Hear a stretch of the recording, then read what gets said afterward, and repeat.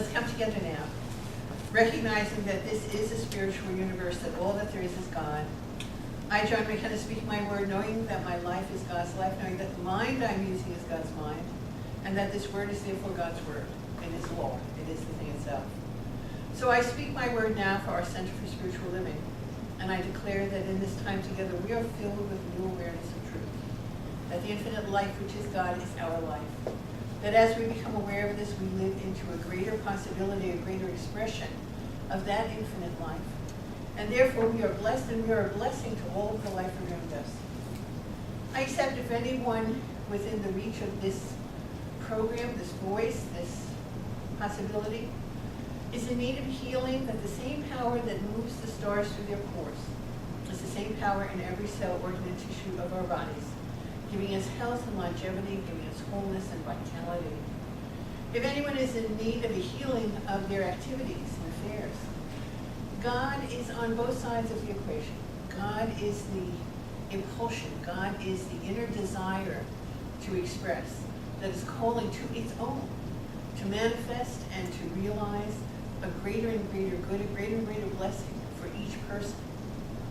I give thanks for all the good that is ours, and I accept that as a result of what we do here today, a new idea goes out into creation, touching the minds and hearts of people everywhere, but especially the leaders of humankind, bringing all people everywhere to a greater realization of our oneness in God and of God's life as our life. I accept that in the mind of God, this program is already complete as a wonderful experience for each person, and that as a result of this, good and only good is manifesting for all who are open and receptive to these ideas. I declare that this service, this program is already complete, and it's a wonderful unfoldment of good for all. I invite you, if you would have this, do this, and be this, signify your acceptance of it, your claim to it, your willingness to be an instrument for its unfoldment. And signify your acceptance of this by saying, and so it is. And so it is. Let's read from our program, which has our Declaration of Principles.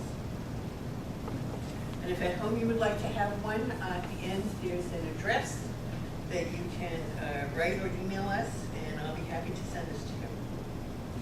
So let's read part 2 today.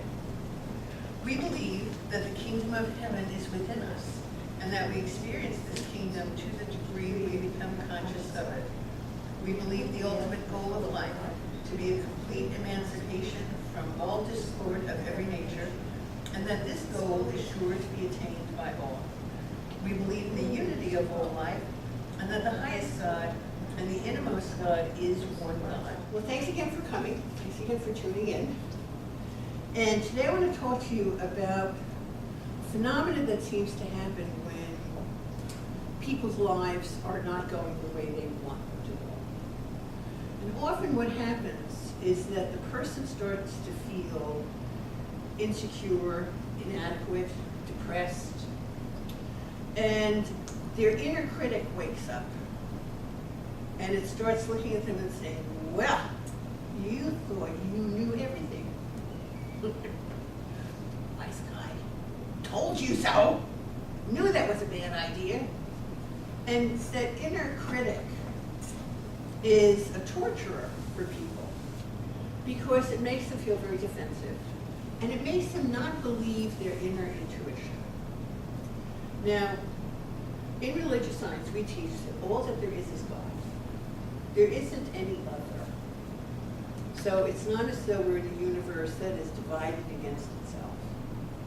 Many spiritual philosophies teach that there's good and there's evil, or there are two powers. We teach there's only one power. But what happens is, just like a car has one engine. But if you put it in reverse, you're going to go backwards. And if you're not looking, you're going to hit something that you didn't intend to have happen. So in the same way, when you use your consciousness, which is the mind of God, the one mind of God, that is everywhere present, and it's present in you as your mind, what happens is that you start believing false ideas about yourself and false ideas about life around you. And as you believe those false ideas, you wind up making choices in alignment with those ideas, so that you continue to expand the error, you continue to empower disbelief, ideas of lack, ideas of limitation, and then you create them, because that one power is creative through you. And whatever you accept and believe, you receive. Now this is now moving through the world as the great secret. You know, there was the movie, and Oprah had the writer of the book on, and it's not a secret. It's a very old metaphysical teaching. And from this metaphysical teaching, we know that whatever you focus on, whatever you accept and you believe, you receive. That becomes amplified. So if you're thinking of the positive things, the good things, the joyful and empowering things that you would like to have here and be, by keeping focused on those, you will create the space for those things to manifest, and you will automatically make choices in that direction. If, on the other hand, you let that inner critic that has been created in your consciousness over time, and basically it's the voice of other people. You know, it's the voice of sometimes a parent or a critical aunt or uncle. Sometimes it's the voice of a scolding teacher. Sometimes it's the voice of an older brother or sister who are very competitive. You know, who do you think you are? Well, that voice is a construct that we create in our minds.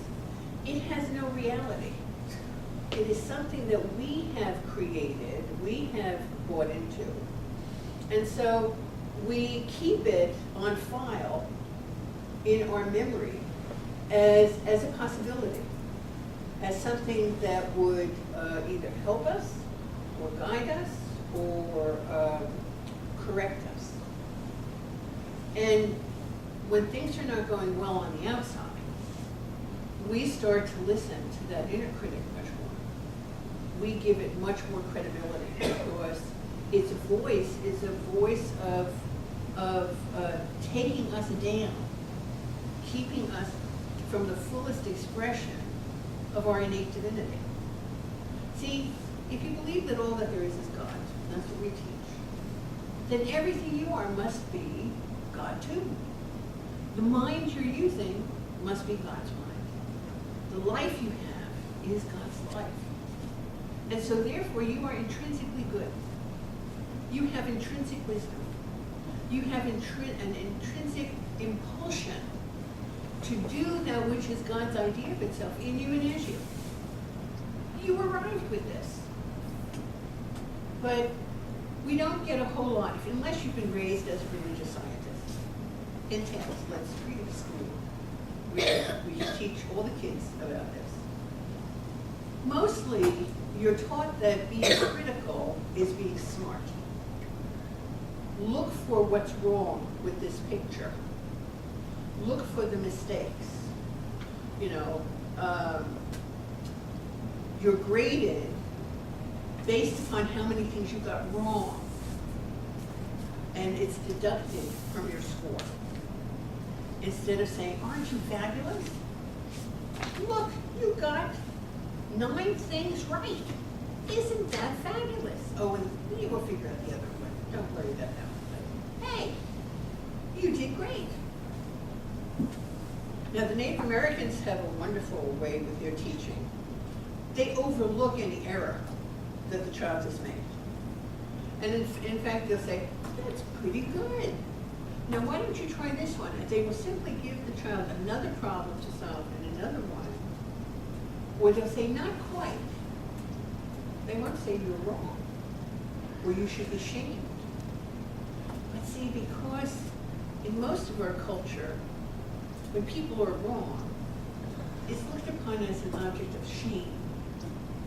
When they fail, you know, if they don't make number 1, if they don't win the race and get the big trophy, if they don't, you know, every